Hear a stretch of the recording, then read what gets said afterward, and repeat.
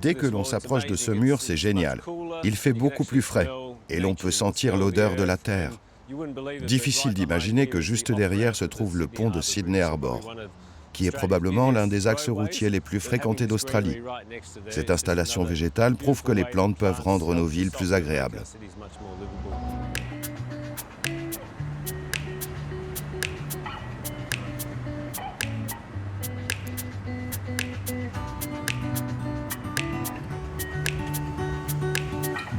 Sydney, la géante, est 7 fois plus grande que Paris. Mais la densité de population y est bien inférieure, moins de 400 habitants au kilomètre carré. C'est 50 fois moins que la capitale française. Pour autant, la première ville d'Australie est confrontée aux mêmes défis que les autres capitales mondiales.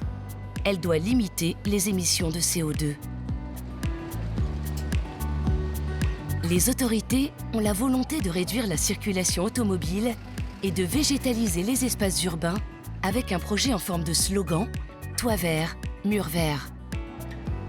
Érigé dans le quartier en plein renouveau de Chippendale, le One Central Park est paré d'un rideau de plantes et de fleurs qui s'étend sur plus de 50 mètres de haut. C'est le premier jardin vertical au monde créé sur la façade d'un immeuble. Un projet révolutionnaire créé par des Français. C'est Judd Gammon, entrepreneur passionné de botanique, qui l'a mise en œuvre. Derrière moi, c'est le One Central Park. Il y a plus de 100 000 plantes sur la façade, constituées de murs végétaux et de jardinières. Ce projet a été conçu par l'architecte français Jean Nouvel, en collaboration avec l'inventeur du mur végétal moderne, Patrick Blanc. Cette tour de 34 étages comprend un centre commercial et 600 logements. Avec ses panneaux solaires et son usine intégrée pour recycler l'eau, le bâtiment est à la pointe en matière d'environnement.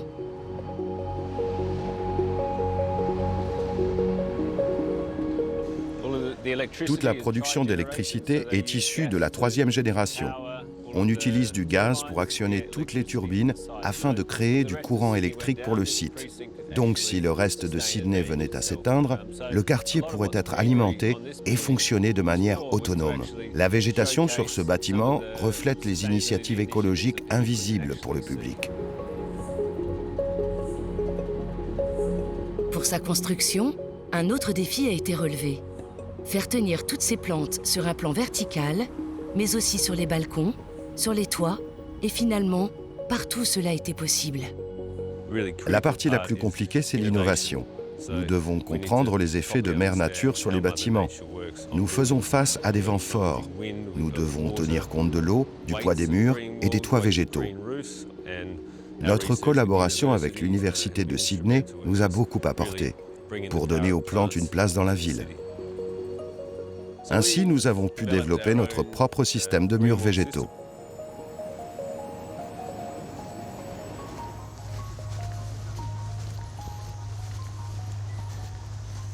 Pour fournir les végétaux nécessaires, Jock a fait construire sa propre pépinière au sud de Sydney. Ici, on optimise la croissance des plantes et on contrôle leur santé.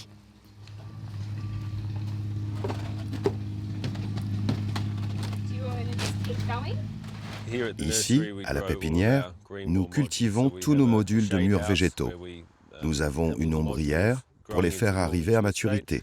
Nous disposons également d'une serre de multiplication où nous faisons des boutures que nous plantons ensuite dans les modules.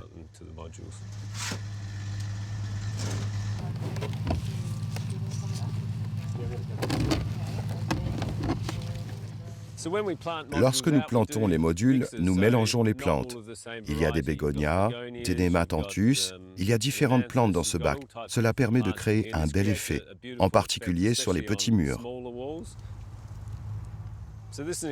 Voici un exemple de module où on ne plante qu'une seule espèce et cela donne un beau rendu.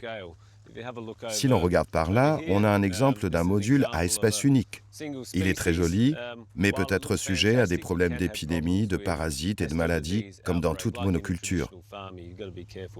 Il vaut donc mieux avoir un éventail de plantes variées, afin d'attirer des insectes et une faune utile.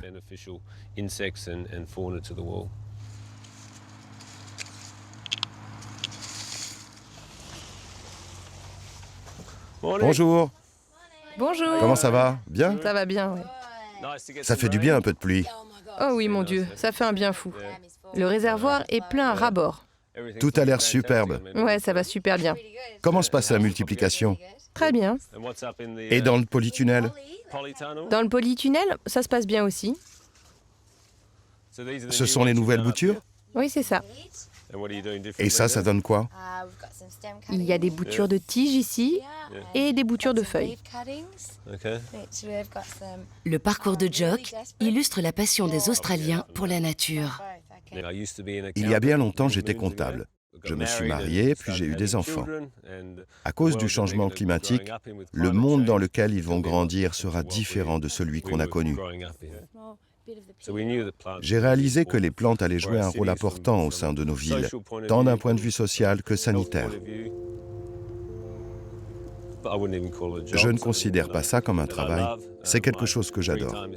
Je passe mon temps libre dans mon potager à la maison. Donc les plantes sont devenues une partie intégrante de la personne que je suis. Et je souhaite continuer à répandre la végétation aux quatre coins du monde, sur chaque bâtiment et partout ailleurs. Pour végétaliser un maximum de façades, Jock a dû adapter ses techniques à toutes les contraintes des bâtiments.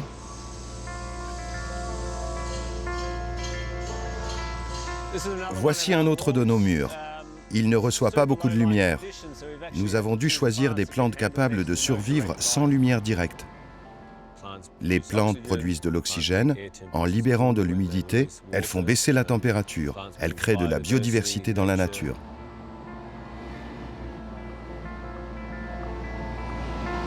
La ville de Sydney a bien compris les effets bénéfiques des espaces végétalisés. Jock a installé des murs verts aux quatre coins de la ville, même dans les endroits les plus inattendus. Dès que l'on s'approche de ce mur, c'est génial. Il fait beaucoup plus frais et l'on peut sentir l'odeur de la terre. Difficile d'imaginer que juste derrière se trouve le pont de Sydney Harbour, qui est probablement l'un des axes routiers les plus fréquentés d'Australie. Cette installation végétale prouve que les plantes peuvent rendre nos villes plus agréables.